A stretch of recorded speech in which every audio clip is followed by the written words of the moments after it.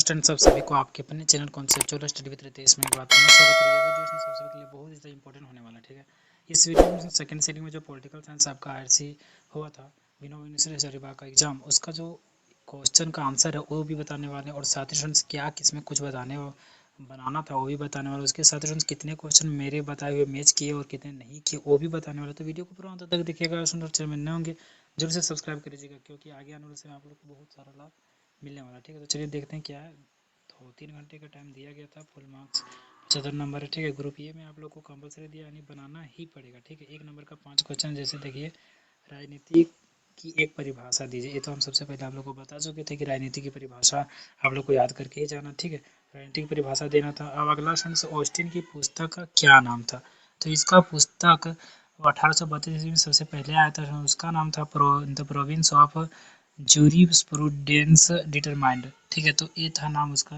अब अगला name the politics right. तो दो राजनीतिक अधिकार बताइए। तो वोट देने का अधिकार हो गया, फिर चुनाव में खड़े होने का अधिकार भी है। ठीक है, चुनाव लड़ने का अधिकार है। तो दो अधिकार आप लिख सकते थे। अगला राज्य के 4 आवश्यक तत्व को बताना है। तो गार्नर के अनुसार हम बता रहे हैं। ठीक है, पहला है मनुष्यों का समुदाय, दूसरा है एक प्रदेश जिसमें वे स्थायी रूप से निवास करते हैं, तीसरा आंतरिक संप्रभुता तथा बाहरी नियंत्रण से स्वतंत्रता और चौथा है जनता की इच्छा को कार्य रूप में परिणत करने हेतु एक राजनीतिक संगठन बनाना। तो ये 4 आवश्यक तत्व हो गए। अगला प्रश्न ई नंबर है, किसने दबाव समूह को अज्ञात साम्राज्य कहा? तो सैमसंग एडवर्ड फाइनर। तो इसको लिख भी देते हैं। सैमसंग एडवर्ड फाइनर, इन्होंने क्या कहा है?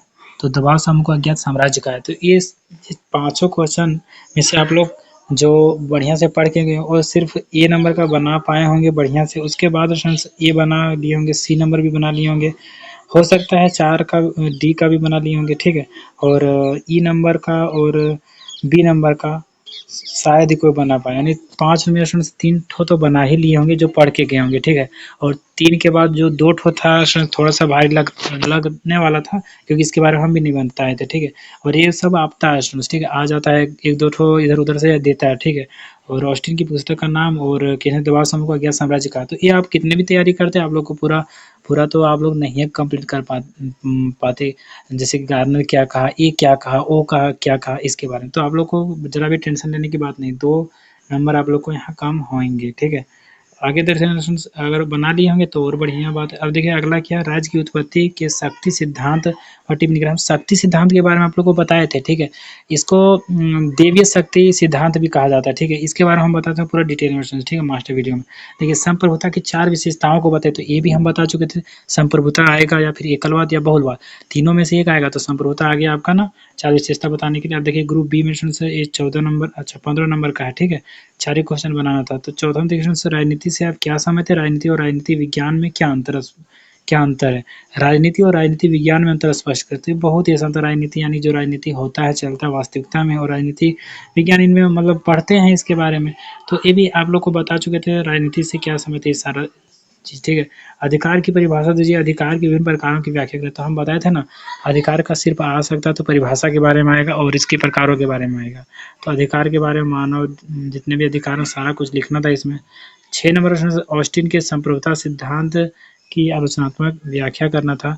तो संप्रभुता सिद्धांत के बारे में तो हम बताए थे, ऑस्टिन के बारे में भी बताए होंगे क्योंकि संप्रभुता सिद्धांत इसी का है। ठीक है, तो हम बताए ही होंगे। ठीक है, अगला प्रश्न देखिए, राज्य की उत्पत्ति के प्रमुख सिद्धांतों पर निबंध लिखिए। तो ये तो हम बता ही चुके थे बढ़िया से राज्य की उत्पत्ति के प्रमुख सिद्धांतों के बारे में।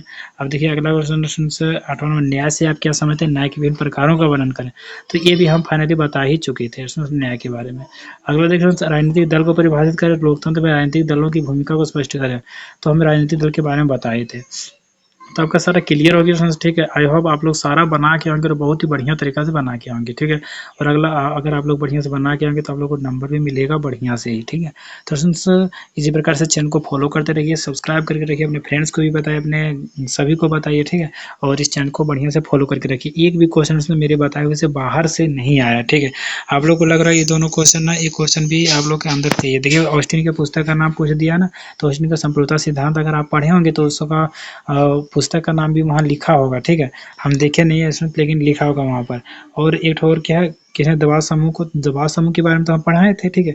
भले ही अज्ञात साम्राज्य किसने कहा ये नहीं बताए होंगे, लेकिन पढ़ाए थे। तो उसमें जो पॉइंट हम बताए थे उसके अंदर से ही सारा कुछ आया, एक भी क्वेश्चन बाहर से नहीं आया, ठीक है।